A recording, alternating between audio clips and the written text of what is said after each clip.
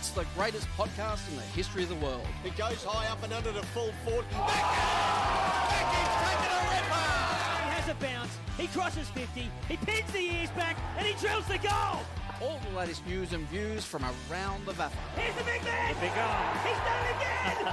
This bloke extracts some of the finest From outside the arc. It's a long bomb from outside the arc!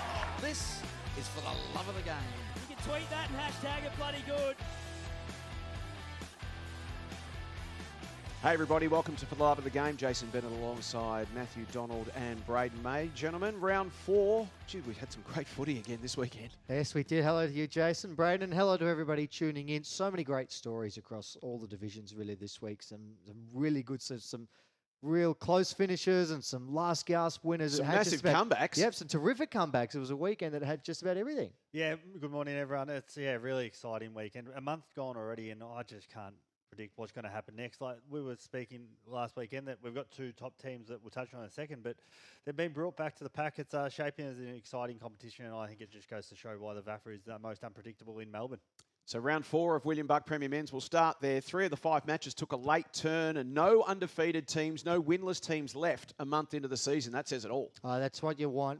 The evenness of all the competitions so far this year is a great thing to see. And certainly the Premier Men's division, again, some really good stories. And the fact that anyone can beat anyone on a given day is exactly what you want. And that's exactly what it showed us again and reinforced on Saturday. And we'll start at Brighton Beach Oval, which proved exactly that. In our match preview last week, we mentioned that Uni Blacks versus Old Brighton was top versus bottom, but it felt like probably the closest top versus bottom we might see all year. That Blacks were a much, much better side than that, and they historically give Brighton problems. They were the last team to beat Brighton down at Brighton Beach Oval all the way back in round 17 of 2023. A 20-game winning streak, but that was snapped by the Blacks on the weekend in thrilling fashion. The Blacks also beating Brighton in the middle of last year. Our special guest, James Clark, to join us in just a moment, but we'll just talk you through the game very quickly. Very little between the two teams in the first half. The Blacks were actually winning the territory game in the second quarter, kicked 2-1, and it was 8-point lead to Brighton at halftime. They then ramped up the pressure. They got out to 26 points in front, got to 29 entering time on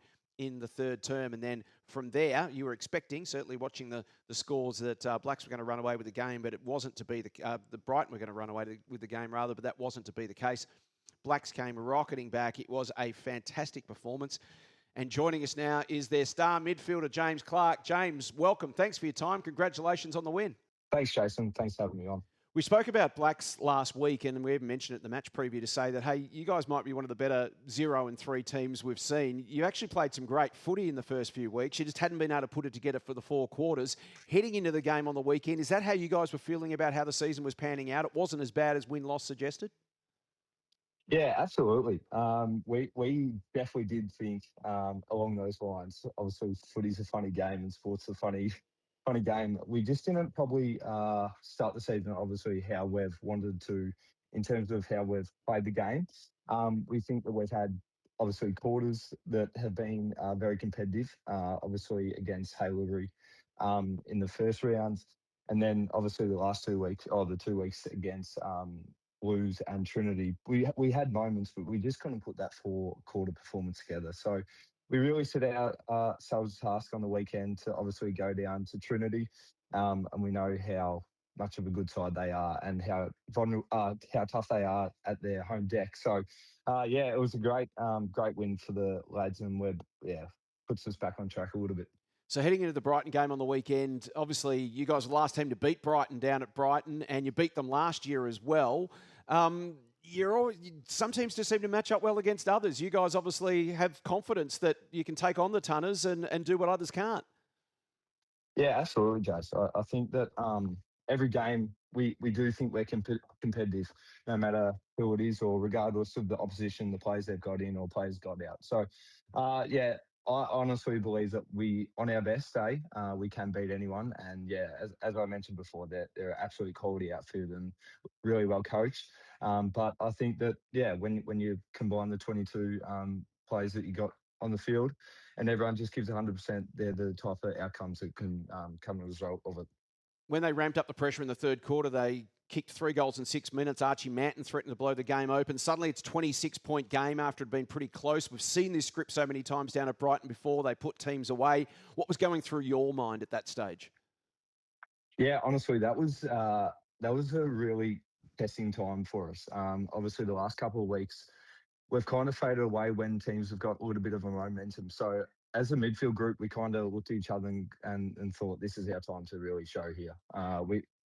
As I said, Brighton, a quality team, and we know that they're going to continue to come. So it was just about stabilising that period of time, and there was a little breeze. So we did obviously find to get three goals into the breeze before the 3/4 time, and I think that was huge and just so good for the group to show that we can fight through adversity against quality opposition.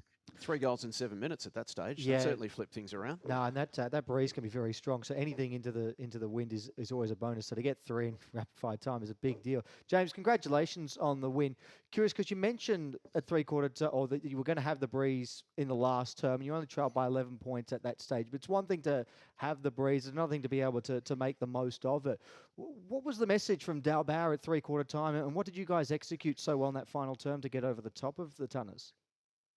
I think it was literally just completing what we've just done the previous 10 minutes in that final, in that 3/4, the back end of the 3/4. It was, Dale was really simple with us. He just said, continue to play the way that we've been playing. We found that obviously our contests and pressure, things along those lines were pretty good for the first 3/4.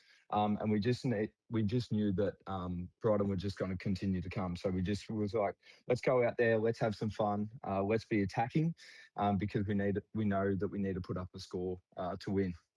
Did you guys go into that save the game mode? Archie Manton kicks his 5th at around the 24-minute mark. You guys can go on to kick it behind a goal as well. Was the message internally just from the midfield group when you went back to that centre bounce? We've just got to keep attacking because if we try and save the game, it might hurt us.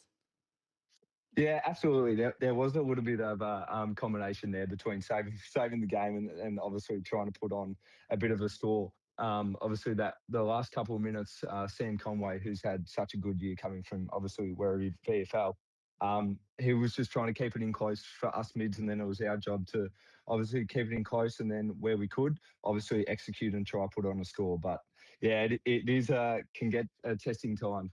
I think it was 6 in those last couple of minutes. It was 6 minutes, I think you had to hang on for at the end there, James. It was a 2-point game at the 28-minute mark. It went 34 minutes. So the last 6 minutes of the game without a score, you guys were just hanging on grimly, defending for your lives. It must have been an enormous relief when that siren finally went. Yeah, absolutely, Jason. I think that last 6 minutes felt like an eternity out there, to be honest. But a special shout out to Away Making. He was absolutely incredible. And he even had players from the opposition go up to him and congratulate him on the quarter and game he had. So without him, I dare say that we probably would be on the other side of the ledger. You had a pretty decent final term yourself, 11 touches and a goal. Tell us a little bit about a couple of the new faces. You mentioned Sam Conway, Zane Cordy as well. Tell us about some of the new faces for those that haven't seen the Blacks in action this year. Yeah, absolutely. Obviously, Zane Cordy, coming from the Bulldogs, has been such a great asset for us, not only on the field but off the field. He's brought in so much leadership and guidance, and obviously he's done it at the top level. And then now is just bringing so much experience to us as we're still a relatively young group. And then you've obviously got a kid like Paddy Smith, who actually is older than me. But from Cobden, I didn't know much about him, but honestly, he's been first class in the middle, and he really takes the brunt of it. I'm probably a little bit on the outside more than he is. So no, we're pretty lucky the calibre of players that we've got this year, and that's why we definitely think that we're a real challenger. And obviously, the start of the year didn't start how we wanted it to, but I think definitely when everyone comes together, and we have had some injuries, that we can put some sides away. Another 21 touches and 7 clearances for Paddy Smith, who has just been absolutely outstanding, as James mentioned. So this week, you head to the Snake Pit to take on St Bernard's. What are you expecting? Oh, the same thing as I always expect at St Bernard's. Obviously, very tough competitors. They're always willing to show up, and their supporters are always out on the sideline. So we've got another task at hand, and I think it's just about continuing now this momentum and not being satisfied with one win. This is on us as a leadership group to take this club forward, and we want to be playing finals this year, and these are the type of wins that we need to complete. James, thanks so much for your time. Congratulations on your form. Best of luck for the road ahead. Thanks, Jason. Thanks, mate. Cheers. So Old Brighton retain top spot on percentage. We'll talk about the ladder in just a moment. But now it's a four-way race at the top with Brighton, Zabs, Blues and Trinity. Just another twist and turn in the tail. We knew Brighton weren't going to keep winning forever, and that streak was eventually going to get broken. But, 20 games in a row. What did Marcel Bruin have to say about that? Because they've defended that record pretty bravely for the last, almost 3 years, 2.5 years of footy without a loss at home. Yeah, well, he acknowledged that it was tough to see the streak brought to an end, but 20 games in a row in any venue is a phenomenal effort. But paid credit to the Blacks that it was a thoroughly deserved victory for them. They showed terrific intent and they brought great pressure right across the course of the game, and gave credit to Dal Bauer and the team for being able to change things up in that second half, get the game on their terms, and then come home with a wet sail in that last quarter. He noted that Josh Carr was very good against the ruck and in the ruck battle, and then Harry Hill, obviously always a very good player through the midfield, but just not enough winners on the day for the Tunners. And from a Dale Bauer perspective, you must have been thrilled. Yeah, just hard fought all day. When Old Brighton had the lead, they just continued to fight. I think that was the key theme. They could have rolled over and they just kept coming. I think that's what the Blacks have been known as, just a side that's just not going to go away. One of those oppositions that you probably, if you're a supporter of the team that's in front, you're just thinking, when are they going to come there? We want a comfortable win, but you're just not going to get that. Spoke about guys coming back. Match fitness is something they've had interrupted preparations, and now that they've got those guys with that match fitness, there's some big names amongst that group too. Yeah, Cordy, Clark, Grogcut, Drummond, Paddy Smith, Jace, that I know that you're a big fan of as well. Huge fan. It's just good country football, which is just a great result. And as James touched on, they're just so happy, and they're willing to put their expectations out there, which I love. The day's other stunning comeback saw St Kevin's also, as coincidentally, turn a 29.3 third quarter deficit into an incredible win over an undefeated team. Exactly the same scenario that happened at Brighton, but this time it was at Melbourne Uni Oval as they came back to Scob and shocked Uni Blues. Just 2 points separated the teams at the first two changes. There was very little in it. It took until the 11-minute mark of the third term for the margin to actually hit double figures in this game, and it came off the back of a couple of Uni Blues goals. They were doing all the attacking, and then up came the two-headed monster, as always, Grimley and Stewart. We see it week after week. They kicked 3 goals in 5.5 minutes, that pair. And it seemed to be happening once again. The Blues suddenly out to a 29-point lead, entering time on in the third. And as we said about the Brighton game, we've seen this movie before. It was about time that they powered away. But Scob, to their credit, refused to go quietly. They kicked 3 goals in 4 minutes. It was back to 10 points of difference at the final break. And then Jack Bent kicked a goal. Doug Kerr, who's been a fantastic recruit for them, kicked another one. They kicked 5 in a row by that stage, and they regained the lead at the 9-minute mark. The Blues came back. They took the lead. Sam Tucker then took over. He kicked the last 4 goals of the game, Sam Tucker. He had 1 goal until late in the third term, and finished with 6. It's a fair back end of the game. He kicked 1 late in the third term and then 4 in the last quarter to finish with 6 goals. So a remarkable 52-point turnaround from the 21-minute mark of the third quarter. 52-point swing. Scob booted 9 of the last 10 goals. 5 of them came to Tucker, including the last 4 of the match. So they went from 29 points down to ultimately win by 23 points. Huge comeback win for St Kevin's. It squares their ledger at 2-2. They sit 5th, 1 game behind the top 4. They'll prepare to visit Caulfield Grammarians while the Blues will dust themselves off. And what a blockbuster this is going to be. They're going to host Old Zabs this weekend. So from a St Kevin's perspective, Anthony Lynch, Plugger must have been absolutely thrilled. He was, and he said about the first half what you said just then, that it was a really even first half. Both teams really cracking in, and given the conditions, are still playing the game in the right way. But paid credit to his boys' ability to be able to dig in against a very strong opposition when things were looking a little dicey in time on in the third term. But they continued to take the game on and continue to really go hard at the footy. So he was very proud of the way that the team played in the end. Very pleased now that they've been able to deliver back-to-back performances. Really good win against St Bernard's the week prior, and a good come-from-behind win against Uni Blues at the weekend. And also wanted to shout out to Cam O'Shea in his milestone game, which is a phenomenal achievement. He wanted to make note of that as well from a Blues point of view. So that's a couple of massive comebacks, and we'll talk about another one in a moment, another really tight finish. But it just goes to show, Brayden, in modern footy where teams can get on a roll, but then they've got the ability to also flip momentum as well and have the team that's struggling suddenly just hang in there and keep fighting and find a way to win. I mean, that's 2 teams that have come from 29 points down late in the third quarter to win. Yeah, and I don't think 5 goals is a big margin anymore, because with the new ball up and straight, if you've got dominant ruckman like St Kevin's doing, Billy Coates, he can just jump over the top of his opposition. When you've got the quality of that midfield and both forward lines, we've seen that they can score quickly. I think it makes for a much more exciting footy, and it really makes the coaches think, how can we get a bit more defensive, whether it's a man behind the footy or do we just roll it number up at stoppage. So it comes down to a lot of that. And Matt Smith said the game was actually lost at contest for Uni Blue. So that's a area that they've been really strong in this early in the season. Like we've spoken of Matty Gleeson, he's gone in there and added some size. Cam O'Shea was in his 100th game. They call the man Fridge. He's obviously always a guy you can rely on at half back. Max Irving fought hard all day, and he gave a shout out to Joe Furphy as well for his great battle in the ruck with the coach. So yeah, and he just said they're a good team, and at the end of the day, if you're off 5%, you're going to get beaten by these quality sides around you. Yeah. So Old Trinity played its first William Buck Premier Men's home game since 2022. It turned out to be a last gasp thriller against St Bernard's at Daly Oval. Tees led by 4 points at the first break. They then seized control early in the second term. They kicked 3 of the first 4 goals, got out to 16 points in front. Then kicked a couple of late ones as well. So they were 26 points up at half-time with the Tees, despite having had 2 fewer inside 50s and just one more scoring shot, because the Dogs, very inefficient in the opening half of football, weren't hitting targets by foot at all. Their disposal efficiency by foot, I think, was around about 50%. They were just turning it over a lot, and then around goal, they were a bit messy as well. They were pressing the Dogs early in the third term. Couldn't quite put all the pieces together, though. It just wasn't quite happening for them. Dan Gillam kicked a goal 9 minutes in. Then they just kept fighting. Again, exactly the same as we've seen in the other 2 games. They kicked 3 of the last 4 goals of the third term. Got back within a couple of kicks at three-quarter time.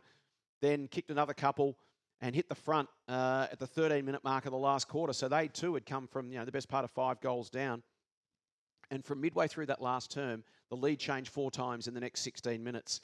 And it went all the way to the wide. Charlie Comer kicked a brilliant goal at the 28-minute mark, came thundering out, gathered, wheeled onto his right boot and launched it from long range. That put the Tees back up by 1 straight kick.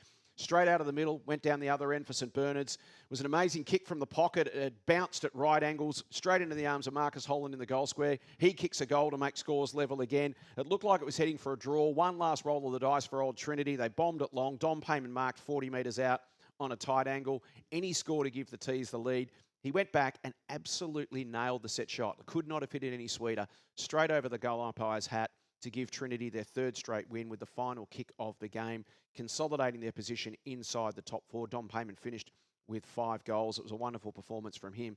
They've won 3 on the trot now, Old Trinity, and they're searching for a 4th straight win when they host Old Haileybury, while the Snow Dogs will head to the Snake Pit to host Uni Blacks in a critical game for both teams. So Trinity, 3 in a row. That is a fantastic performance. But having said that, Old Haileybury jumped out of the blocks last year in exactly the same position.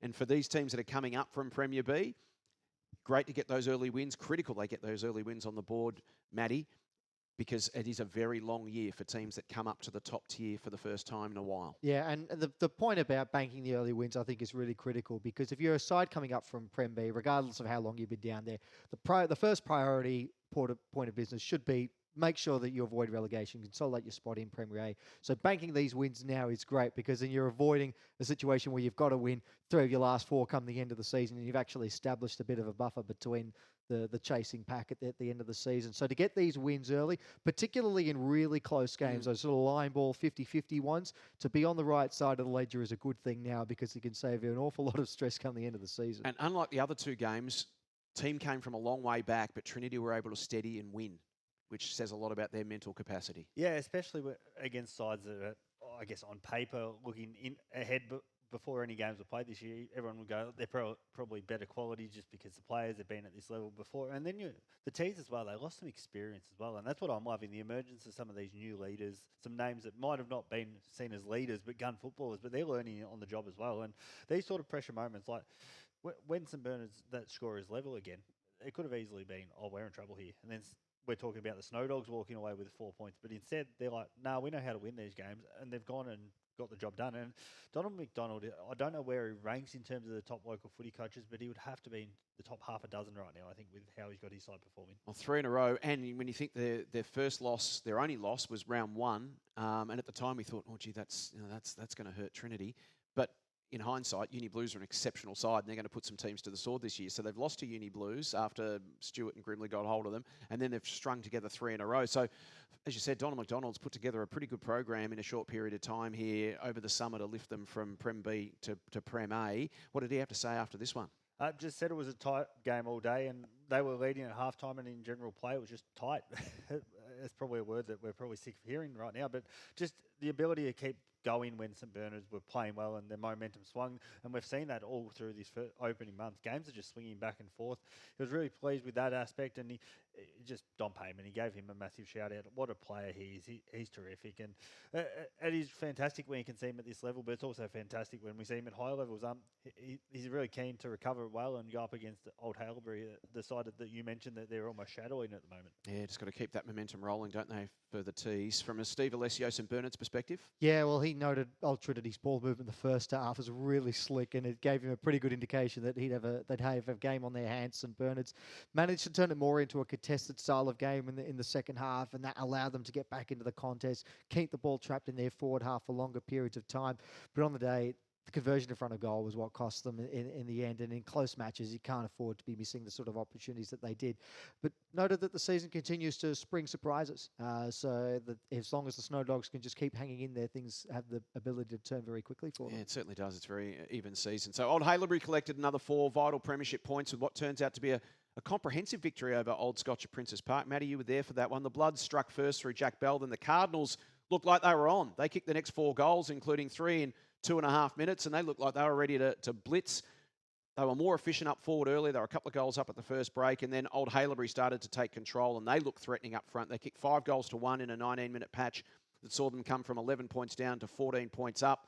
They kicked another couple early in the third term, made their move, held the Cardinals goalless in the third quarter, added another 4 themselves, 32 points up at three-quarter time, snuffed out any hopes of a comeback with an early goal in the last term, and then kicked the first 4 of the last quarter, got as much as 9 goals up, and in the end went on to win comfortably by 43 points to square their season at 2-2. They remain within a game of the top 4.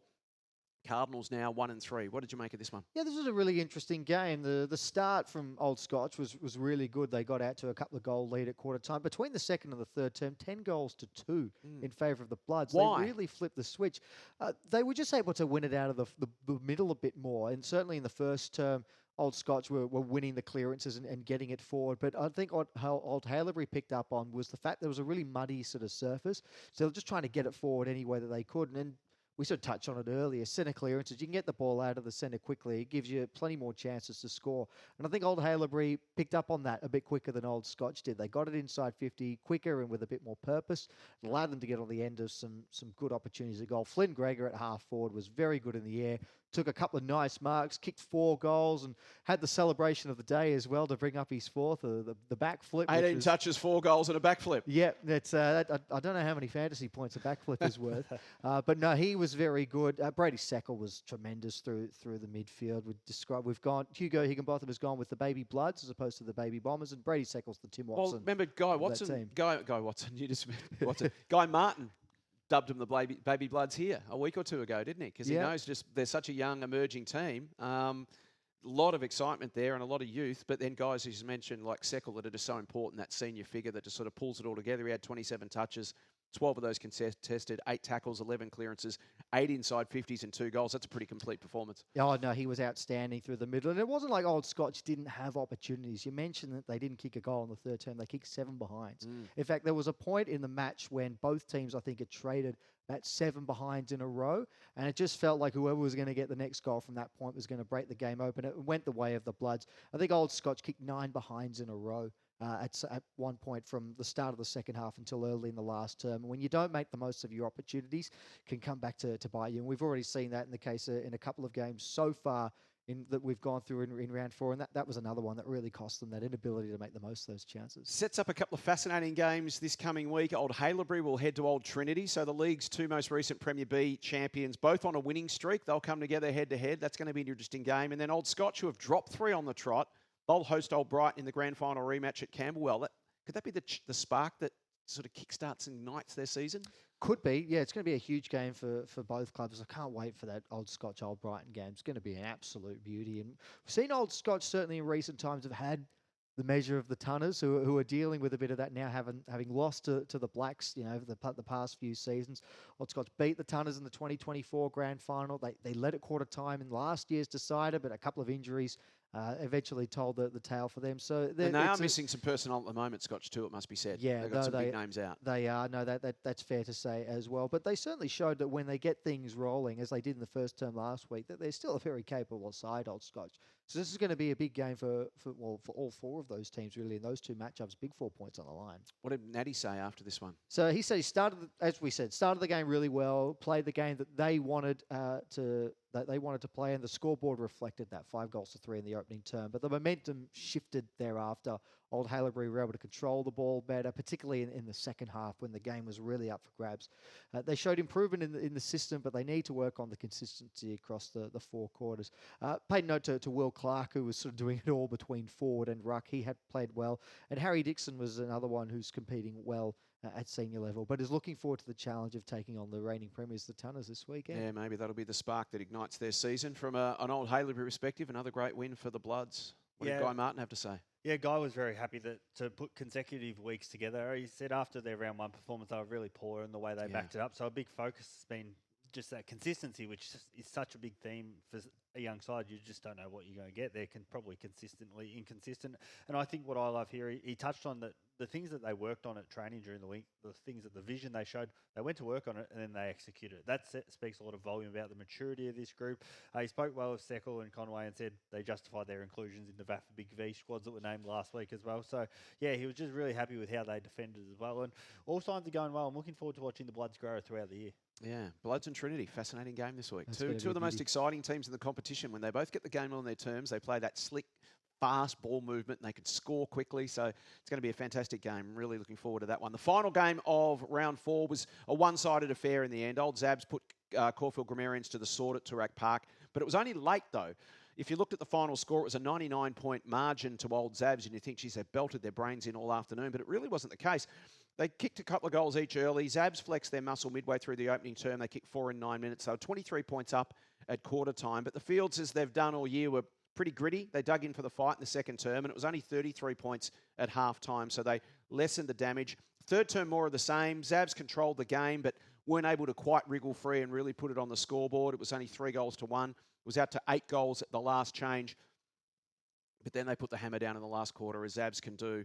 They were so slick, they dominated, and this time they got return for effort on the scoreboard. They kicked 10 goals to 2 in the last term, a scintillating display. The margin got out beyond 100 points before Eddie Gibb kicked his third goal at the 31-minute mark, and in the end, as I mentioned, 99-point win.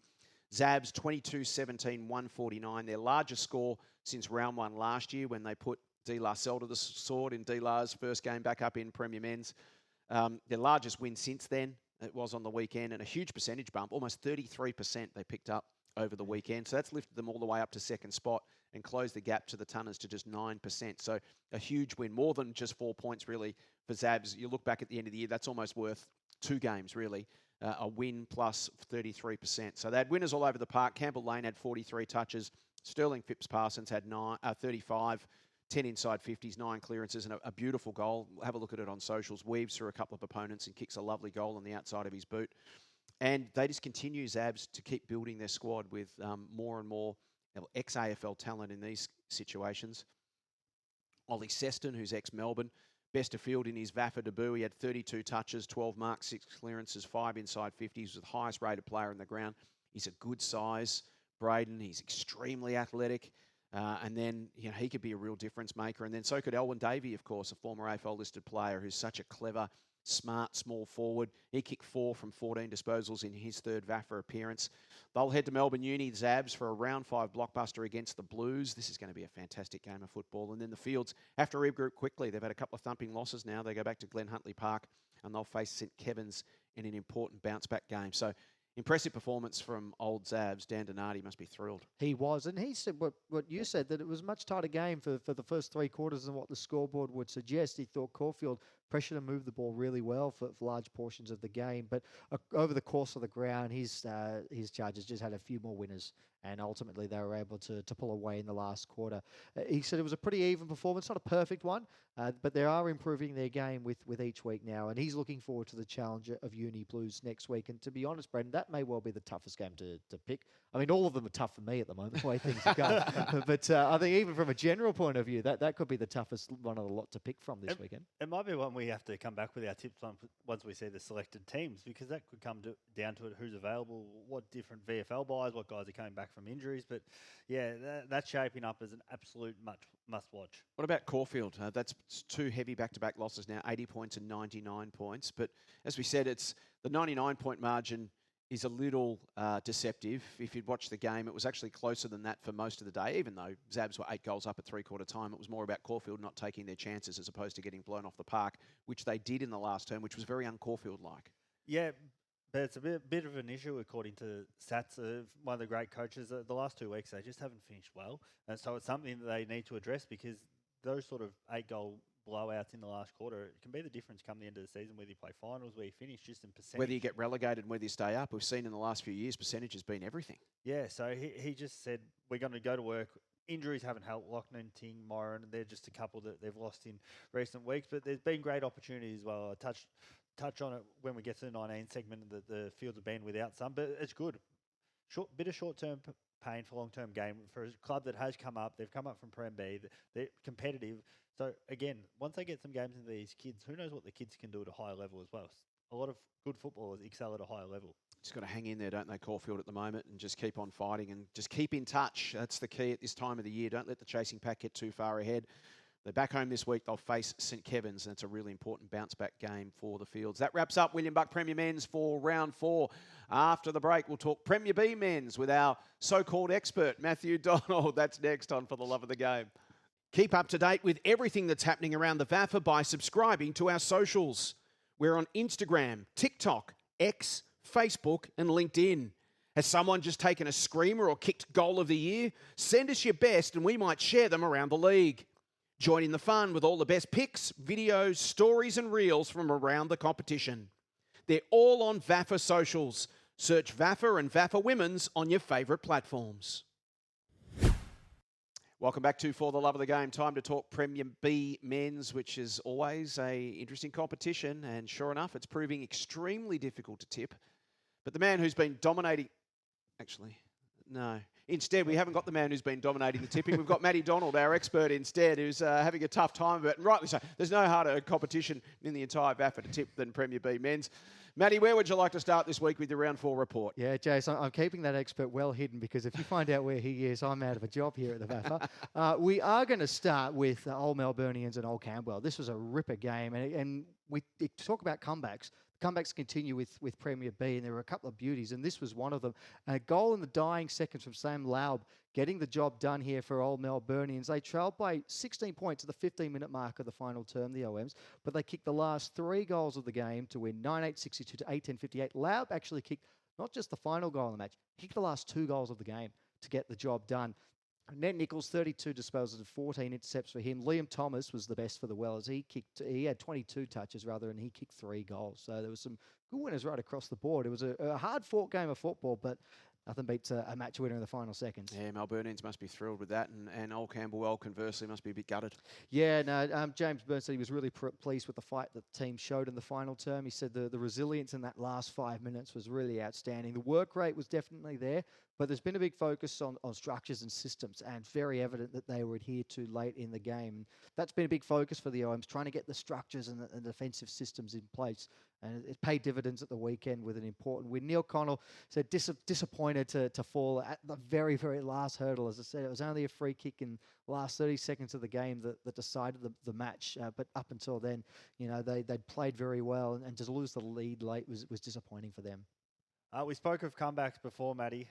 The greatest comeback that didn't happen was De La Salle and Ajax. Can you just take us through what was a roller coaster game? I can't. It's actually before I do that, I'll go back to 8 a.m. of the morning of the match a few hours. Nick Hyland, the coach of De La, calls up his brother Tom, who's the midfield coach, and says, "Tom, I'm crook. I'm no good. I'm too sick to coach this match. You're going to have to fill in for me." So Nick's brother Tom has actually stood up as acting coach. First time he's ever coached any team ever. So that may have unsettled D-La, you would have thought. So he's normally D-La's midfield coach. Yeah, normally Right. D-La's midfield coach had to run the full ship this time around, but got the win, 10-14-94 to 11-9-75. Yeah, now Tom's got bragging rights at the family table, 100% success rate as coach.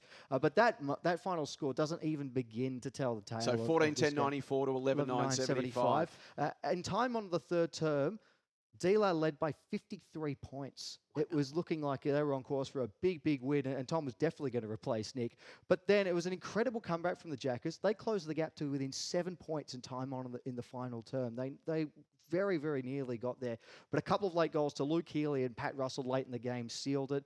And it leaves both teams with a 2-2 record after the opening month. Healy himself finished with 4 goals, 1 from 11 marks. Kane Nissenbaum for the Jackers outstanding, 29 disposals and 12 clearances. But it's an extraordinary game. And I think as far as comebacks go, this one would have absolutely taken the cake if the Jackers managed to get up, 53 points down, getting to within 7. Phenomenal effort. Yeah, incredible. We've been waiting to see Old Ivanhoe's season kick into gear. Did it finally happen on the weekend? They played a screamer of a game. 31-goal shootout, 16-13-109 to defeat Old Carey 15-10-100 by 9 points at Charlesworth Park. Yeah, no, this was a great win for Old Ivanhoe. A proper shootout, which we love a good old shootout in the VAFA. And I tell you what, 9-point margin was looking bigger than that at one point. The lead in the last term got down to as much as 37 points. So another game where it was comeback weekend, round 4. Very nearly happened. The Panthers kicked the last 4 goals of the game to make it interesting, but they just left themselves with a bit too much to do. And that's how Luke Giles sort of saw it in the end. Coming back from 37 points in the last term, very unlikely to win a game in that situation, as good as the comeback was. For Old Ivanhoe, Xavier Nash was pleased with the way that his players have performed, not just at the weekend, but across the whole. It's been a difficult start to the season for the Hoers, and he said that he was pleased that they were able to respond so well. The simple message for the Hoers players has just been getting back to playing to their strengths and playing for each other, and that he's been really proud of the journey so far. Yeah, they're a side, I think, that if they get rolling, they're going to take some beating.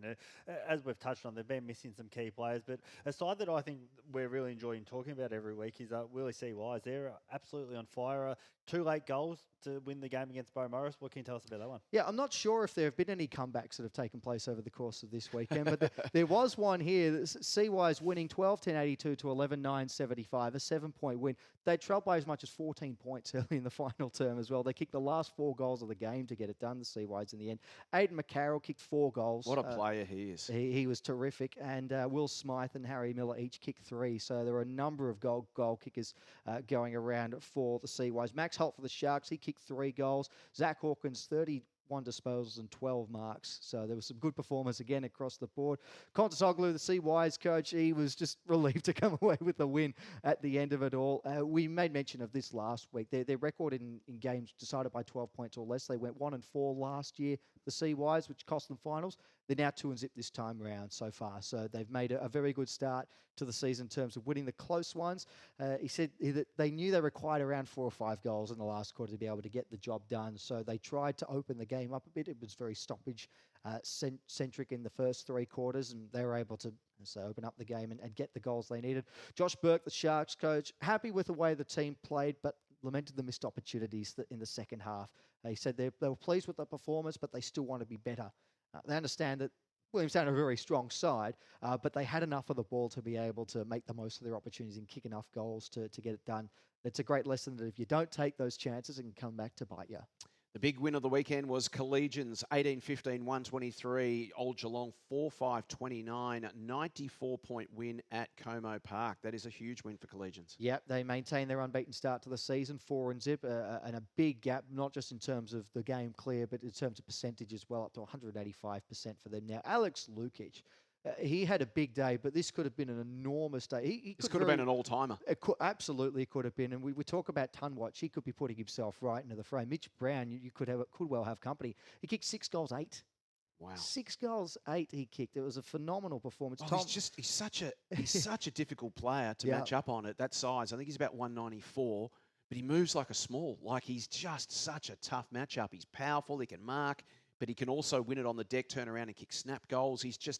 He's a really difficult matchup, even at VFL level. he's really exciting. And being Mother's Day, I reckon his mum might have been glad she's maybe not paying him $5 a goal. It could have been a very expensive outing for mum. 6-8 for the day. That's a final score for some teams. Well, he beat Geelong by 15 points. Did outscore Geelong, and Geordie McKenzie's got his work cut out for him to try and keep him away from the VFL selectors over the coming weeks. Listed 14 goals in the last 2 games for Lukic. So how did they do it, Collegians? Obviously, Lukic was there to finish it off, but gee, that's a massive win, 18 goals to 4. Yeah, well, Geordie McKenzie said that it was the consistency across the whole board that the team showed. He said it was definitely their best 4-quarter effort for the year. Most games that they've played so far this season, the game's been on the line at some point going into halftime or even 3-quarter time. The 4 points have still been up for grabs. So just really happy with the way that all 3 lines were able to dominate right throughout the course of the afternoon. For Nick Dixon, he just conceded that they were just beaten by a very good side. And Collegians, I think, have established themselves as the early flag favourites in Premier B. Their ability to spread the ground and outnumber the OGs at every contest was what stood out most for Nick Dixon.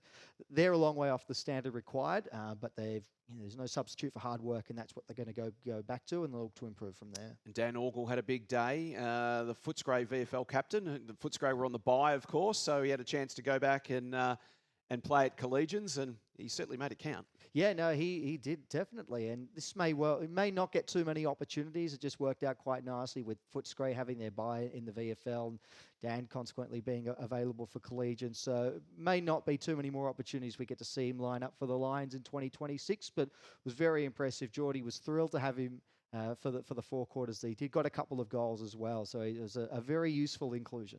So Collegians sit top of the table. They are 4-0 with a percentage of 185.7. They're a game clear of Williamstown, who sit outright second at 3-1 on 12 points, and then go back a game to 2-2. There's 5 teams at 2-2. De La Salle, Beaumaris, Old Carey, Ajax, and Old Melburnians, who are currently 7th. 2 teams on 1 win, 1-3. Old Camberwell and Old Ivanhoe. And Geelong, 3 teams, Old Geelong also on 1 win. So Collegians, Williamstown, De-La and Bowie are the top 4. Then Old Carey, Ajax, Old Melburnians, Old Camberwell, Old Ivanhoe and Old Geelong. That wraps up Premier B Men's for round 4. After the break, we'll talk Prem C Men's on For the Love of the Game. The VAFA Big V Luncheon returns in 2026 on June 5 at the RACV City Club. A celebration of community, tradition and the very best of Big V representative football. Join the 2026 squads, past greats and supporters as we honour the game, including the induction of 3 Big V champions, recognised for their outstanding contribution to the mighty Big V. And don't miss the proud moment for the future as the 2026 Senior Big V men's and women's teams are officially presented with their Guernseys. It's history, pride and passion all in one room. Tickets available now at vafa.com.au. Welcome back to For the Love of the Game. It's time to talk Prem C Men's. We're going to start at Boss James Reserve, where Hampton Rovers had another big win, 18-13, 121. Defeated Pegs 8-12-60 by 61 points. Great win for Mazenod, 28-point win over Glenira Old McKinnon, 15-10, 100 to Glenira Old McKinnon, 10-12, 72. Good road win there for the Nodders. Tight game at Mentone Reserve. We were looking forward to this one, and it didn't disappoint. Fitzroy in the end, getting home 13-15, 93. Defeating St Bede's Mentone Tigers 13-7-85. The Roys by 8 points. Parkdale by 17 points over Marcelin, 12-15-87, defeating Marcelin 10-10-70 at the College. And then the big result of the weekend, it was the rematch of last year's Division 1 Grand Final between Ormond and Old Peninsula. And Ormond extracted some sort of measure of revenge, if that's at all possible, which it really isn't. There's no revenge for losing a grand final, but 23-14, 152 Ormond. Old Peninsula 7-14, 56. A 96-point win for the Monders. Yeah, massive result. Percentage in that relegation battle was going to be huge. I think those 2 teams we expect to probably stay down there towards the end of the season. There is a bit of a gap between the top 5 and the bottom 5 at the moment, but Monders coach Kyle Pinto is just super proud of this group. All he's spoken about is if we bring pressure, we're going to be in most ball games, and they were. And again, even he said there was no revenge. We can't take back what happened last year. Both sides got promoted, and we're in a new division. So he noted that the Pirates have been smashed by injuries, missing a lot of guys, some older bodies, some young guys. He said they've got some great young talents themselves that he enjoyed watching, but a couple of kids that he touched on, Harrison Ross. He played a defender last year for the Monders. gone forward, kicked 5 on the weekend. Mason Thatcher, he's hard running up and down the wings, fantastic. And what I love, they're using their junior system. So there's 2 kids on Play HQ listed under a season permit by Sam Howley and Harry Robertson. They're only under 17 still. They both played on the weekend. Robinson actually plays in the ruck as a backup ruckman at 6'3", which is just absolutely huge. It's really exciting to see. But yeah, it's the one I'm looking forward to watching the development. And it's worth noting, if you like young players onto big things, Josh Bridges, he's been thrown in the deep end at centre half back, and they weren't sure what they were going to get, but this kid's just accepted the challenge and flies at everything. And if he gets a few kicked on him, he doesn't get down on himself. They've got a proud history, the Monders, of bringing through young talent. I actually bumped into Luke Kennedy last night at a function. Luke Kennedy, of course, who's now on the Bulldogs list, won their senior best and fairest at the age of 16 a few years back. So the Monders have got a proud record of bringing through some young kids and giving them opportunities at an early age. No, it's fantastic. Like Kyle said to me, he's not scared to get younger. Like, you look at their side, there is a lot of youth in there. And to bring in 2 17-year-olds, he'll manage them through. He's not going to rob the under-17s to go play with their mates and things like that. But they're getting experience at such a good level of footy. Like, people might say, Prem say it's the 3rd tier of VAFA footy. This standard is as good as you'll see. The ball, it moves around so well, and the kids get to show off their skills as well. So, yeah, they've got a great, and it's just about balancing who plays when, throwing them around as well. I love these throwing the magnets around and helping them understand different roles, because that's how you go on to play high-level footy. And as we take a look at the ladder, there is a clear top 4 at the moment who have kicked a game clear of the field. Yeah, it's a bit of a pack now. It's starting to split apart over the opening month. We've got Fitzroy and Mazenod, who are still the 2 unbeaten sides, separate only by percentage in 1st and 2nd, respectively. Parkdale Vultures sitting behind them in 3rd, a 3-1 record alongside Hampton Rovers. The percentage chasm here is a big one, though. Parkdale, 243% still. Hampton Rovers, 126. Then we go back. St Bede's Mentone, the only side with a 2-2 record. They're in 5th. And then there are 4 teams with 1 win. Pegs, Ormond, Glenara, Old McKinnon, and then Marcelin. Again, percentage separating them. Old Peninsula still looking for their first win in 2026. Mazenod taking on Hampton Rovers in this coming week in round 5. So that'll be a big top 4 clash there. Mazenod sitting 2nd, undefeated. Hampton Rovers 3-1. So that does give the opportunity for a team like potentially St Bede's Mentone Tigers to try and make up a little bit of ground. Once the top 4 teams start playing against each other, one's generally going to win and one's generally going to lose. That's Premier C men's. Let's talk Division 1. Let's roll straight on over into the Division 1 football for 2026 and our round 4 results. Preston Bull Ants, 44-point winners over Parkside, 11-16-82, defeated Parkside 5-8-38. Q, 18-point winners over St Mary's Salesian, 14-17-101, defeated the Saints 12-11-83. Brunswick, big win over Old Yarra Cobras, 73 points, 15-19-109, defeated Old Yarra 5-6-36. Oakley, big winners as well over Monash, 14-18-102, defeated the Monash Blues 7-8-50 by 52 points. And then the really big win of the weekend, Paran, 18-16-124, defeated UHSVU 2-4-16 by 104 points. That's a big win. And in this Division 1 men's at the moment, we've got 1 undefeated team, Preston Bull Ants. They sit at 4-0. Yeah, on top of the ladder, still unbeaten. And then there's a big logjam of teams that are on 3 wins after that. The 2 Blue Lions, Paran, Oakley, Parkside, St Mary's Salesian making up the top 5, all on 3 wins and 1 defeat to this point. Then there's a bit of a gap. Brunswick in 6th spot, along with Q and UHSVU, who are all got 1 win. Monash Blues and Old Yarra round out the top 10, each looking for their first win of 2026 still. Division 2 men's. Let's take a look at the results from round 4 action. And we'll kick off with a close one, Matty, at John Pascoe Faulkner Reserve between Therry Penola and MHSOB. Yeah, Therry Penola getting the job done. Accurate kicking, proving to be the kicker here in the end. 13-5-83 to 10-12-72. So a critical win there for Therry Penola. Looking across the rest of the results, Elstonwick getting a win over Aquinas, 14-19, 103 to 11-9, 75. Canterbury over South Melbourne, 18-12, 120 to 13-8, 86. A 34-point win there for Canterbury. Whitefriars against North Brunswick, 12-16, 88 to 8-6, 54. And then Powerhouse were too good for West Brunswick, winning 12-11, 83 to 7-11, 53. An even 5-goal win there for Powerhouse. So 3 teams still undefeated in Division 2 men's. Powerhouse, Canterbury and Whitefriars all sit at 4-0. 1 game further back to Elstonwick sitting in 4th spot. They're 3-1. South Melbourne are 2-2.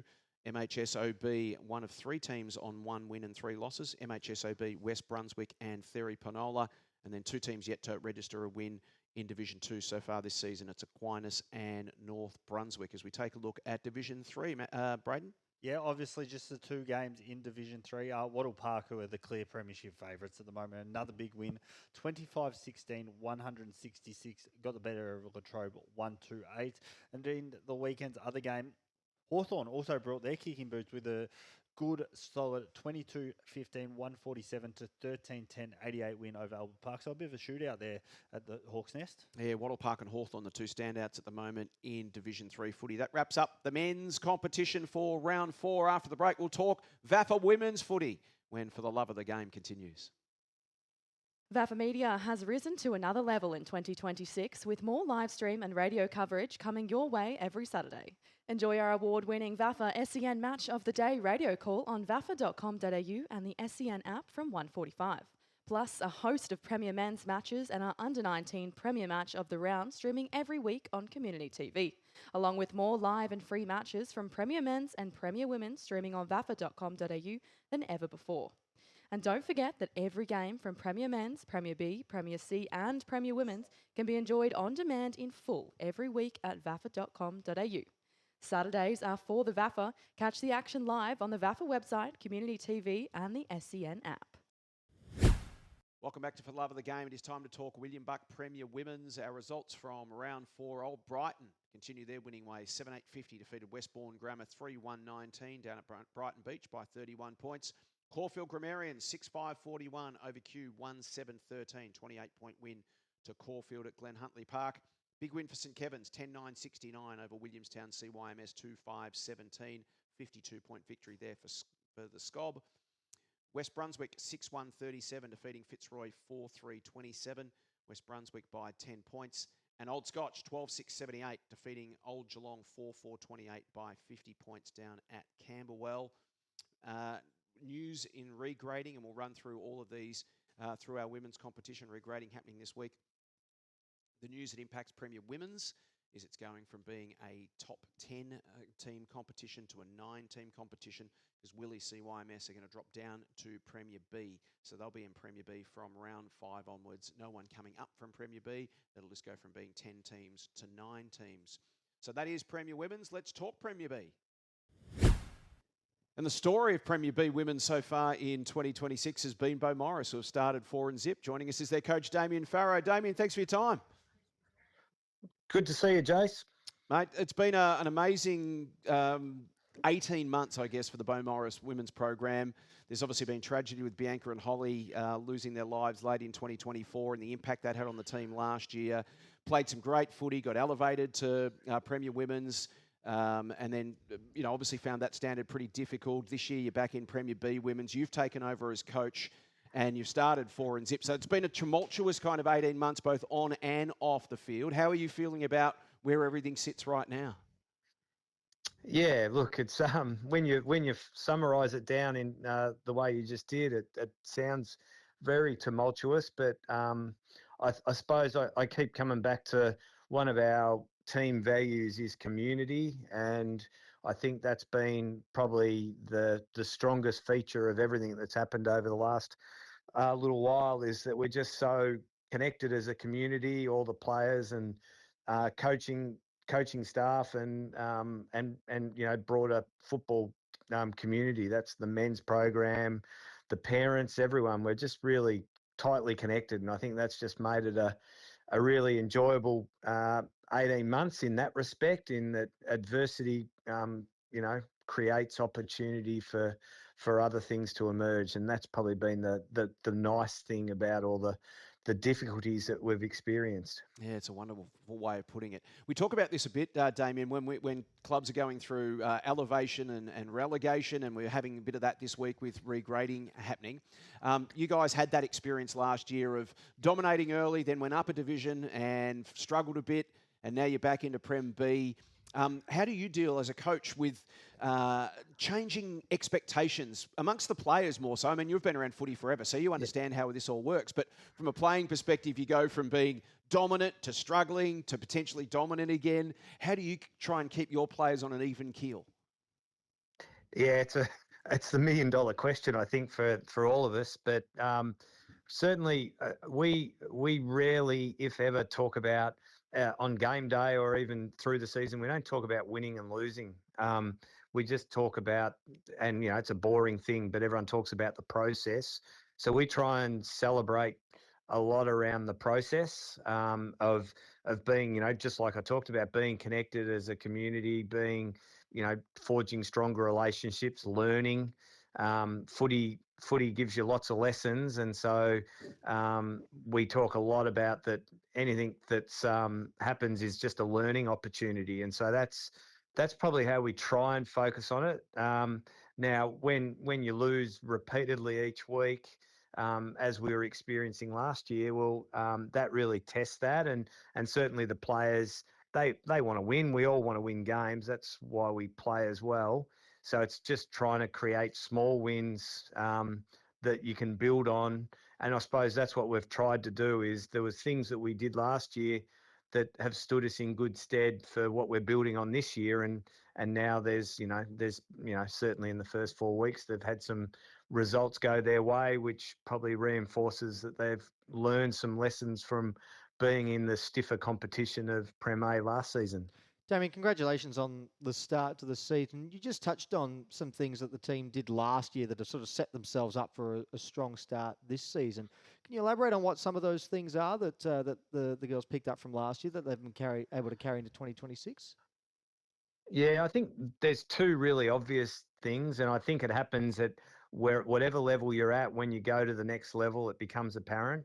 The speed or intensity of the game is really noticeable. So we really try and train at speed and intensity. So we've tried to do that and simulate that as often as possible.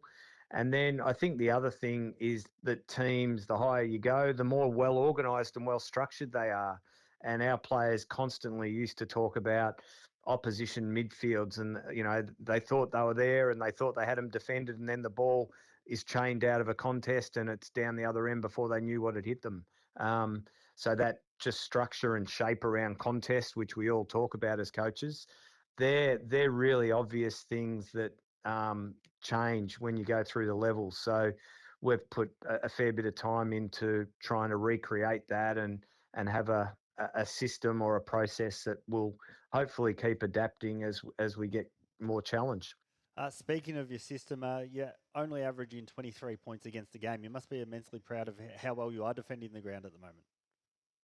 Yeah, we practice it, so we're getting reward for the amount of effort they put in. I suppose we're lucky. We've got a young list, so we've got a lot of players that like to run and are fit and strong, and so repeat effort defending is something that they're excellent at. And then we've spent quite a bit of time on tackle technique this season, and that's something that we probably needed to do more of. And every week we're doing more and more tackle work, and that's helping when we need to cover defend. Damien, some breaking news. We've got regrading happening this week. So you've got a new challenger in Premier B. I can tell you that Willie CYMS are coming down from Premier Women's to Premier B. So Willie CYMS now on your horizon. Latrobe dropping down to Division 1. So one of the quirks, I guess, of playing in a competition like the VAFA, sort of 4 or 5 weeks in, the landscape changes slightly. You've just got to be adaptable, don't you? You do, and knowing we had a great run with Willie last year, and being another community club, that'll be a great challenge, and we'll look forward to that when we get across the bridge. So that'll be fun. From a playing personnel perspective this year, have you got many new faces to last year? Have you pretty much retained the core of what you've got and you've just sort of built around that? Yeah, we certainly have retained the core, which is really nice. As you know, there's a lot of learning from that group. We're really proud of our pathway from our junior club. So the under 18 girls that have top age that have then progressed up, we've got a number of them who have come straight into the senior side and others in the reserves. So that's what we're really trying to cultivate. We're a pretty big, I think we're an extremely big junior club, huge. and so it makes sense that we really want to encourage that retention and pathway. So again, that's a real focus for the Bowie Footy Club in general, is the pathway. We're not an old school program as such, so we sort of have to draw on, Beaumaris Secondary College and some of the private schools in the area where the juniors have played their footy. And so we do have a number of girls that have come from that program up into the senior program this year, which just keeps refreshing it. And like we see in, VFLW, AFLW, the younger talent is unbelievable in their skills because they've played footy from a younger age, and it's exciting to watch. Damien, thanks so much for your time, mate. Congratulations on your start to the season. 4-0 is a wonderful start, and best of luck for the road ahead. Thanks, Jace. Good to chat. Great story, Beaumaris, DAMIAN FARROW and the team doing a wonderful job. Elsewhere in Premier B Women's, let's run through the results. Yeah, so the other results to take place, Port Melbourne Chargers over Old Yarra Cobras, 5-5-35 to 1-5-11 there for Port Melbourne. Old Melburnians, a hard-fought win over Old Zaverians. You don't see this too often, kicking fewer goals and managing to still win the game. 1-7-13 Old Melburnians, Old Zaverians, 2 straight 12. So every point really does count in the VAFA. Parkside with a big win over Latrobe, 8-7-55 to 3 behinds was the other result to take place across round 4 in Premier B. And Beaumaris 5-12-42, as we mentioned, over Glenora, Old McKinnon 2-1-13. Bowie travelling beautifully. They sit atop the ladder after 4 rounds. They are 4-0. So we mentioned Willie CYMS in the regrading is dropping down into Premier B. It will still remain the same number of teams.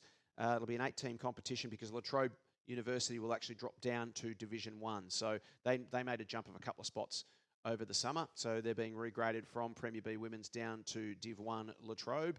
Speaking of Div 1, Brayden, let's run through the Div 1 Women's results for round 4. Yeah, it was a great weekend for the Powerhouse Women's following on from their men's success. They came away with a 2-13-25 to 2 straight kick win. Every point does count. All 13 of them. They both kicked 2 goals each and they won by 13 points. A literal 13-point win. Yeah. I guess the positives you could take away that you create so many opportunities. In some other results, Marcelin came away with a 4-2-26 to 3-3-21 win over Whitefriars. Ormond, big winners, 9-6-60 over Old Kerry, 2-5-17. And to round out the results, it was Oakley, 7-8-50 to 3-3-21 against St Mary's Salesian. Speaking of St Mary's Salesian, they're another team that will be regraded. They're going to go from D1 down to D2 as of this weekend for the Saints. Speaking of Div 2 results, Matty? MCCFC with a good win over UHSVU, 4-2-26 to 4 behinds. Beaumaris with a 6-point win over Richmond Central, 3-3-21 to 2-3-15. Caulfield Grammarians with a big win over the Old Yarra Cobras, 4-10-34 to 1-2-8. And a hard-fought 3-point win for Old Camberwell against Hampton Rovers. Low-scoring affair at Castlefield Reserve. Old Camberwell 1-3-9, Hampton Rovers 6 behinds in the end, the final score in that match. A couple of regradings from Division 2 down to Division 3 Women's. Old Yarra, Cobras and Caulfield are dropping down from D2 to D3. Speaking of D3, Brayden, results from the weekend. And speaking of every point matters, De La Salle 1-2-8 came out on top against Brunswick. 1-1-7. So every point literally mattered in that game as well. Unfortunately, Port Melbourne Chargers, second side, they forfeited, allowing Masnod to get the 4 points there. In the third game of the weekend, the Albert Park Falcons, 6-9-45, came away with a 2-3-15 win against Fitzroy's third side. Obviously, Fitzroy up in the Premier Women's. And in the final game of the weekend, a game that we'd been looking forward to, Old Haileybury, 5-13-43, got the better of Hawthorn, 0-5-5. So a lot of these teams, new teams and their second teams and third teams, etc. So there is always going to be a bit of a discrepancy in the early rounds. So the footy department here at the VAFA go through all the results over the first 4 weeks and make some changes. And we tend to be quite a lot towards the bottom end of women's divisional footy because we have got that uncertainty around all these new teams coming in. So Division 3 Women's, some significant changes. I mentioned Caulfield and Old Yarra coming down to Division 3 Women's. Parkdale Vultures and Paran Collegians, the 2 blue lines, they're jumping up 2 divisions. They're coming from Division 5 to Division 3 because they have both started the season in incredible fashion. Parkdale Vultures and Paran have both, Paran Collegians, both been undefeated. They've got percentages of 3,750 and 2,550 respectively. So they're jumping up 2 divisions from Division 5 to Division 3. So Division 3 Women's now looks like Caulfield Grammarians, Old Yarra Cobras, Hawthorn, Old Haileybury, Parkdale Vultures, and Paran Collegians, and Port Melbourne Chargers as well. I think they might be involved as well. So that's Division 3. Let's talk Division 4 results from the weekend. Let's do that. Odds of Airage were the big winners with a 26-point win over Ormond, 5-8-38 to 2 straight 12. A couple of really close games to make out round 4 here. MUWFC 5-7-37 over Aquinas, 4-10-34. So a 3-point win there in the end. And the North Brunswick with a 4-point win over Canterbury, 6-3-39, placed 5-5-35.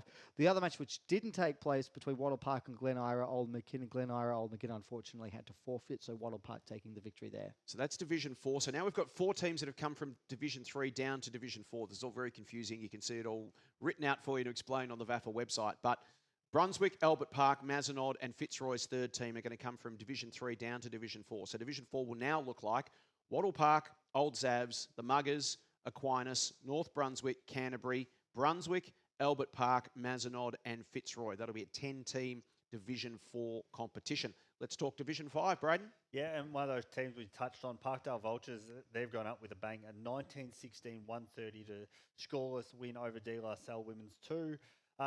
The following game, Preston Bullants 8-6-54 got the better of West Brunswick 139. That's the Magpies' third side. The Two Blues Lions, as Matty always tells us, the best name in the VAFA and maybe even football, with a 7-16-58 to nothing win over Monash Blues. St Kevin's third side, a 7-6-48 to 1 straight behind win against South Melbourne Districts. And in the final game of the weekend, Alston Wick 6-5-41 got the better of Parkside 2, 5-1-31. So Division 5, we mentioned Parkdale Vultures and Paran Collegians jumping up out of Division 5. They'll jump up to Division 3. 2 teams coming back into Division 5. Glen Ira Old McKinnon's second team and Ormond's second team. So that too will remain a 10-team competition, Division 5 women's. So we've got the Griffins, we've got the Monders, we've got St Kevin's third team, Preston Bullants, Parkside seconds, West Brunswick's thirds, Monash Blues seconds, South Melbourne Elstonwick and De La Salle seconds in the Division 5 competition. That wraps up VAFA Women's for round 4. As I mentioned, if you want more information on all the regrading, go to the VAFA website. It will all be there. After the break, we will talk Holmesglen Under 19 Premier with LACHIE MOIR. That's next on For the Love of the Game. Looking for VAFA updates on the go? Download the brand new VAFA app today. Get live scores, fixtures, ladders, and all the latest VAFA news right at your fingertips. Whether you're a player, supporter, or just love local footy, the VAFA app keeps you in the game. Search VAFA in your app store and download it now. Welcome back to For the Love of the Game. Time to talk Holmesglen Under 19 Premier, and it is tight at the top. 4 teams level on 3 and 1. Old Brighton, St Beans, Mentone Tigers, De La Salle and Old Zabs. And then another couple of teams on 8 wins, a couple on 8 points rather, a couple on 6, 1 on 4, and Old Scotch yet to have a win. So it is a tight competition, a really good quality competition as we spoke of last week. Very difficult to tip. But a man who is all over it for us is our VAFA media reporter, LACHIE MOIR. LACHIE, thanks for your time. No worries, boys. Good to be back. You're right. It is very tight at the top. Yeah, it'd be very hard to tip, as you said. So hopefully I can improve. It seems like I come on here every week and say that. But yeah, when there's 4 teams all tied for first, surely some people out there can have some sympathy for me. Well, look, the upside is you've always got Matty Donald here bringing up the rear. So you're not the only one. You're going great. This week you and Sechi had 3 tips apiece. So you've at least stabilised the situation. Where would you like to start? Yeah, I'd like to start with St Kevin's. Yeah, I was impressed with them. St Kevin's beat Parkdale 113-42. Dominant win in the performance of the round for me. They really controlled every phase of the game. Their backline was resistant, their midfield was good, and their forwards, they were unselfish, dishing off certain goals. And yeah, they were just really impressive there at home. Speaking to Paul Greenham, he said it was one of the most complete games of footy he'd seen throughout the year. So it's good to see them execute all facets of the game. And unfortunately for Parkdale, although they had some moments after half time, they just couldn't really get on the scoreboard. And when you can't take your chances against a team like St Kevin's, it's going to be a long day. So really, really good performance from St Kevin's, and good to see them really sort of stamp their authority. Then Lockie turned to Brighton Beach Oval. Old Brighton, they maintain their spot on top of the table. It's a very tight wrestle at the top, but they're standing above the pack at the moment, and they got a big win over Beaumaris at the weekend. Yeah, another really good complete 4-quarter performance. Trav O'Donoghue, the head coach, said it was his side's best 4-quarter performance of the season. Their defensive structure really set the tone, only conceding 18 points. And Brighton's pressure and their discipline and their ability to sort of create those repeat turnovers was second to none. They were amazing in that aspect of the game. But yeah, just an important percentage boosting win for them. They sit top of the table now. And it looks like they're really starting to build some momentum. Beaumaris not disgraced. I just think they came up against a very complete and a very good side who are hard to beat away from home. Lockie, moving on, Toorak Park under lights, the twilight game. Old Zavs were too good for a Caulfield grammarian side that are arguably missing a few, with a few kids actually in the senior side at the moment, but good results for Zavs. Yeah, you are right. They are missing a few Caulfield, which obviously would have hurt them here. But look, it was a very tight contest. I thought they played well, Caulfield. It was a fantastic game. This was a KTV game, Lockie. Early on, it was a shootout. It was great to watch. It was great to watch. I just think Xavier probably edged it in that midfield. Their midfield dominance really hurt them, and their ball movement and their ability to sort of get the ball uncontested and get them on the outside was just, I think, too good for Caulfield in the end, and probably hurt them, obviously, with their players out. But they really capitalised going forward as well. Caulfield were good inside 50, I thought, as well, but they just struggled to move the ball.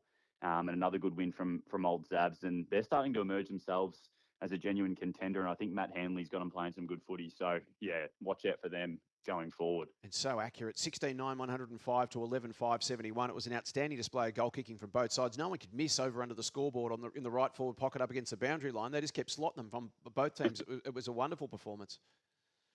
Now, St Bede's and De La Salle, that was the closest game of the weekend, just 16 points in it in the end at Mentone Reserve. St Bede's Mentone Tigers 10-10-70 defeated De La Salle 8-6-54. Yeah, the pressure in this game was very good. They were both very good around the contest, and it was a very tight game. There wasn't much in it for majority of this match, and I thought St Bede's, their defence across all the ground and their ability to pressure, run down, tackle, all that sort of stuff was great. De La Salle showed some great resilience and they were playing some good footy, but probably just ran out of legs late. But look, positive signs for both of these teams. Speaking to Andy Otten, the coach of De La Salle, conditions weren't ideal, and it sort of forced the teams to abandon that skill game that they pride themselves on and make it a physical contest. And I think in the end, St Bede's just relished that a little bit more and run away 16-point winners. But don't write off De La Salle. They'll be back. And just rounding things off, Lockie, at University Oval, we talked about Old Scotch. They're still looking for their first win of the season. They gave themselves a really good chance against University Blues, but the Blues just outlasted them in that final term. Yeah, 100%. Old Scotch led by 14 at half time, and you were sort of thinking at that point they may have turned a corner, but unfortunately the second half let them down. And it's good to see Uni Blues get on the win board, especially after some very close losses to kick off the season. But I think the defensive adjustments they made at that halftime break really, tested Scotch, and they couldn't be as efficient going forward. And shout out Ruckman Xavier Blood. He played 100% game time, so that is a fair effort from him. And obviously unavailable is the theme of this round, with Scotch having some key players out. But yeah, I don't know where to now for Scotch. Obviously haven't registered a win this year, need to improve, but hopefully in the next couple of weeks they can get on the winners board, because if you drop too many games early on in the season, it'll be hard to sort of get back up come finals time. So hopefully they'll be all good going forward. Xavier Blood. That's a quintessential VAFA name, but he surely should be playing either for Zabs or Old Haileybury. I was going to say, that's a bit odd. You've got an Old Scotch player called Xavier Blood.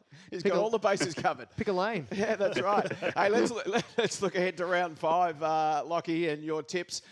Kicks off with Old Scotch taking on Caulfield, 9:20 at Camberwell.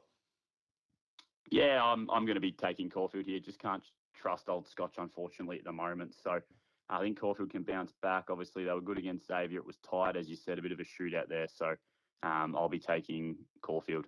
Uni Blues versus St Bede's Mentone Tigers, 9:20 at Melbourne Uni.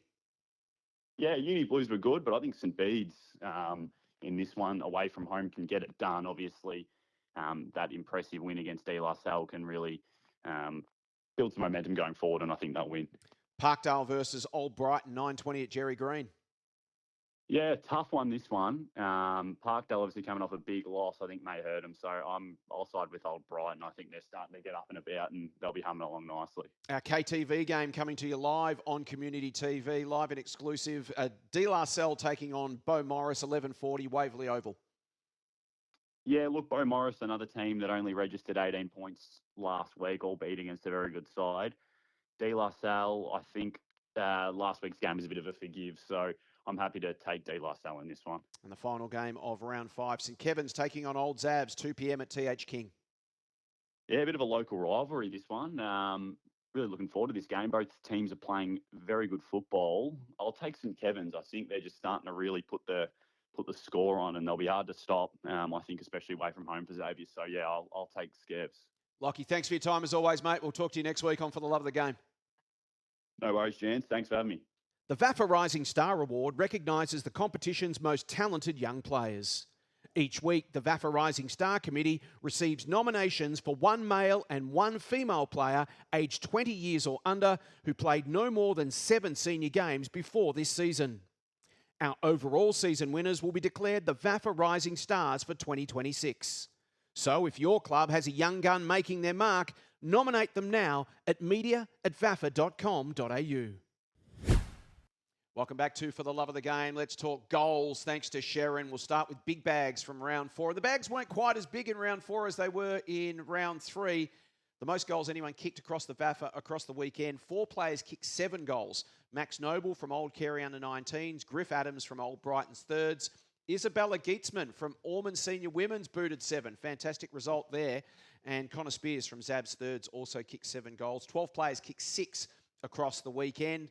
We did talk about the conditions a couple of times. A little bit sticky, a little bit slippery, not quite as conducive to big bags. Yeah, it's disappointing. Come on, Melbourne's weather. Lift. More lift. Give us more like days like today. It's a beautiful week, day. actually. The whole week's looking like that. So, yeah, we're getting into that time of year. Grounds are getting a bit softer. The tracks are... The ball movement's probably not as pretty at the moment, but again, we're going to back the fours to make the shows. Defenders, it's not about you. We're still on track for Ton Watch. Joe Pignataro will be out there somewhere saying, "See, I told you no one can ever kick 100." Well, Jake Dillon did last year, and we're still on track this year, Joey. 4 weeks in, leading the competition still is Mitch Brown. He kicked 4 on the weekend for Parkdale's Vultures senior team. He's on 26. Oscar Slizzers, who keeps kicking goals for Fitzroy's under-19s, he booted another 6 goals. He's up to 23. 1 goal back to 22. Charlie Abbott, who booted 5 for Scobbs under-19s, he's on 22. Will Hart goalless this week. At 6 goals for Paul Carricher from Therry Panola, he's on 19. Sam Grimley from Uni Blues booted 3 on the weekend, he's on 19 as well. So 26 for Mitch Brown, 23 for Slizzers, 22 for Abbott, 20 for Hart, 19 for Carricher, and 19 for Grimley. In the VAFA women's competition, Georgia Harris from Port Melbourne Chargers booted another couple of goals. She's up to 12, and Tessa Bowden sits on 10. Let's talk tips. Under-19 Premier in the books with Lachie and Sench. We'll get their results next week. And now it's tips time for Matty Donald. I'm not sure these numbers seem to... Must be a typo there. And up there, yeah. Premier Women's, you picked 3 out of 5 for the weekend. Brayden booted 5. Oh, no, that's 5 out of 5 for you again, Brayden. 16 out of 20 you've got so far in Premier Women's this year. It's a pretty good performance. I wish Matty was doing the same with his Premier B report. Well, Premier B, he got 1 out of 5. Matty's got 6 out of 20 so far for the season. Our resident Premier B reporter has picked 6 out of 20. You know too much about it. That's the problem. You're thinking too much. It's like people that put their tips on Monday or do all their tips of the year in advance, and then you look and find out they're winning the tipping comp. Yeah, no, I'm overthinking it. I think I've got to just strip it back and just go back to basics this 6 week. out of 20 for you in Premier B. Brayden's got 11 out of 20. And then Premier Men's on the weekend, you tipped 3, Brayden tipped 2. So overall for the season, Brayden leads by 8, 39-31. So Brayden, you'll tee off again first. You'll have the honour here. We're going to start with Premier Women's, which seems to be your specialty. You've picked 16 out of 20 so far this season in Premier Women's. That's extraordinary. I'll take it. Great. Well, who's winning this weekend? Please tell us, because Matty will probably just copy yours. Yeah, I think it's a good idea. Start with Premier Women's, gentlemen. Only 4 games now here on for Premier Women's, of course, because it's a 9-team competition with Willie CYMS dropping down to Premier B. So whoever Willie was playing in the fixture will now have the bye. So this week it'll be West Brunswick. The Magpies will have the bye. Let's start. Brayden, you're up by 8, so you've got the honour. You can tee off first. Q versus Westbourne, 9:20, Victoria Park. I'll take the Bears. Yeah, I'm going to go with Q here in this one, Jace. Old Brighton versus Old Scotch. Old Scotch should be too good. Yeah, Old Scotch. St Kevin's versus Caulfield, 2 p.m. at Rigetti. Game of the round, I think, Matty. This one, I'm going to go the Fields. Yeah, I've tipped Caulfield in this one, but yeah, this is going to be the toughest one to pick of all the ones that are really tough at the moment. And the final game, Old Geelong versus Fitzroy, 2 p.m. at Como Park.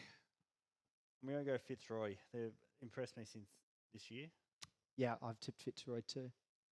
Are you just sitting on on Brayden's tips now to make sure he doesn't get any further advanced? It's not a bad strategy. It's sort of like playing 3 men behind the footy and just making sure you don't get further behind. Yeah, no, I've given up on closing ground. I'm just trying to save face at this point. Fair enough. Premier B, round 5 action. Brayden, you go first. Collegians versus Old Ivanhoe. Oh, I think you've got to go Collegians. And I'm just going to send a message here to coaches, players, any supporters of Prem B. If I say your team is going to win this weekend, panic. Just apologise in advance. Just fair warning, it's not going to work out too well for you. So, Old Ivanhoe, you're in luck because I've tipped Collegians here to win this game. D. Larcell versus Beaumaris. Oh, well, let's see which coach rocks up.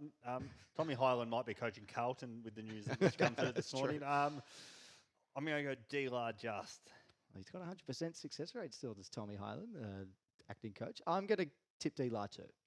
Old Melburnians versus Old Geelong. Oh, another tough game. Old Melburnians are obviously coming off a great win, but I reckon they'll get the job done here against Old Geelong, who are just missing some key players at the moment. Yeah, I've tipped Old Melburnians too. Ajax versus Willie CYMS. I think I'll go Willie. Yeah, I think I'm going to go Williamstown as well. Do I even need to ask you? I'll just write down whatever Brayden's asking. I'll jump in if he Old says Carey something versus Old Camberwell. Oh, again, I know we make light of the fact that Matty's struggling here, but these games are genuine 50-50s. But Old Carey will be filthy that they dropped a game that they probably shouldn't, and they're too good of a side to drop another one, I think. I do like the Panthers. Yeah, so I've gone with them too. To Premier Men's, William Buck Premier Men's. We kick it off with the grand final rematch, our SEN match of the day on SEN and VAFA TV. You'll be out there at Camberwell, Old Scotch and Old Brighton. 2 teams coming off a loss. Very rare sort of thing for both of them to be coming off a loss. I'm looking forward, but I'm just going to follow Brayden's lead at this point, so I'll get him to tip first. Marcel Bruins, men, they'll be fired up, and I think they'll be a bit too good, as we touched on. Old Scotch missing a couple, but again, don't be surprised if the Cardinals spring a bit of a surprise.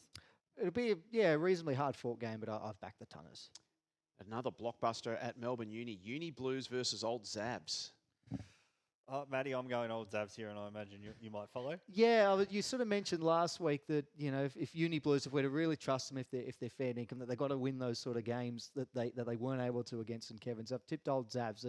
They had that loss to the Tees, but just in the last fortnight, they look like they've got things motoring again. This game could be anything. There's so much star power on both teams. Both have got players that are able to just rip the game away from the other in a hurry. We obviously know about Grimley and Stewart, and then on Zab's side now, they've got a bunch of ex-AFL talents and the likes of McIsaac up forward as well. This could be a phenomenal game.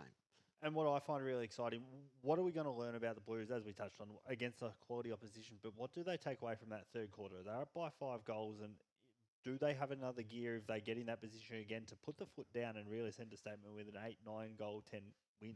Yeah.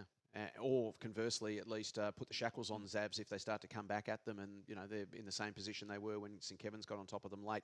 St Bernard's versus Uni Blacks at the Snake Pit. Oh, I'm going to go Uni Blacks. Yes, the Snow Dogs. I'm sorry, you've let me down the last 2 times I've tipped. Yes, so win me back, please. Oh, he's off the Snow Dogs. So the Uni Blacks, we've sort of touched on it. The 1-3 record is not truly reflective of how they've played this season, and I think they can get 2 on the bounce here. Old Trinity versus Old Haileybury, the last 2 Premier B champions head-to-head, both in some form. I think the Bloods, they're up and going, and I like when the youth have got a bit of excitement going because they are very, very hard to stop. The struts up, the attitude, and just good ball movement. This could be a genuine 1990s shootout. Well, here's a chance for Kiss of Death Donald to strike. I've gone Old Trinity. Oh, sorry, Tees. Sorry, Donald, McDonald and Tees. And I really love what they've done so far to start the year. They've played with real dare coming up from Penby. It's hard not to be captivated by it, and I've gone with them again this week. They're playing wonderful football. Could they win 4 in a row in the final game of the weekend? Caulfield Grammarians, can they bounce back against St Kevin's at home? I think they're going to struggle. St Kevin's found their best last week, and look, I'm looking forward to watching Doug Kerr just develop throughout this season. He seems like a real find. Yeah, he's come in and had a big impact very early on. I've tipped some Kevin's here, so that means Brayden will extend his lead to 9. Something like that. You've gone almost exactly the same right the way through. A good defensive mechanism from you. I should have started doing this in round 2. So 1 month down of season 2026, so much more to look forward to. And in fact, it starts this weekend. Remember last year, Brendan Favola pulled on the boots for Masala in the VAFA out in Dandenong. Massive crowd turned up. Well, Fev's doing it again this Saturday for Ely Park. The Ely Park Sharks taking on St Mary's Salesian in Thirds Division 3 action at Whitehorse Reserve from midday. So if you can get along to Whitehorse Reserve in Box Hill, watch the game, be there in person. If you can't, join us on VAFA TV, live stream action from midday. Ely Park versus St Mary's Salesian. I think Fev took Mark of the Year in the game last year for Masala, so anything's possible when the big Fevolution pulls the boots on. No, it's really exciting. And with Dave Hughes at his feet as well. Dave Hughes playing, and the halftime entertainment, if you don't mind, Amy Shark. Oh, I mean, well, it's the Ely Park Sharks. Yeah, no, there's something for everyone. Hughes is recovered from the broken ribs he sustained last year, and Feb, one of the great goal kickers of the 2000s. Remember growing up that time, he was capable of just about anything. So it should be a terrific occasion on Saturday. Wonderful showman, Fev. He's a wonderful footballer too. As we mentioned last year, thousands of people were out at Masala. It was a wonderful day. So if you can get out to Whitehorse Reserve this Saturday at midday, do so. If you can't, join us live on the live stream on VAFA TV on the VAFA website from midday. Well, that's it for the first month of footy. So much more to look forward to. We'll catch you next week and break round 5 down for you right here on For the Love of the Game.